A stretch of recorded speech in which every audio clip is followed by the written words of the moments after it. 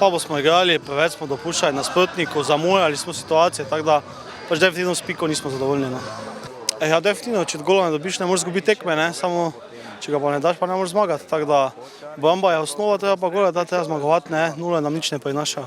Kakšni so sicer odkrito cilji ekipe v letošnji sezoni? Tretja liga. Špehonja pošilja žogo v kazenski prostor, ker ponovno skače Kočar. Kočar je tokrat podal. Zdaj na levo stran prišel je do žoge Špehonja, lepo je našel Pušnika. Pušnik je v kazenskem prostoru, prišel je do nevarnega strela. Ja, bilo je nekaj priložnosti na obeh straneh. Na koncu mislim, da je 0 zaslužena. Mi nismo izkoristili naših, nasprotnik je tu imel nekaj.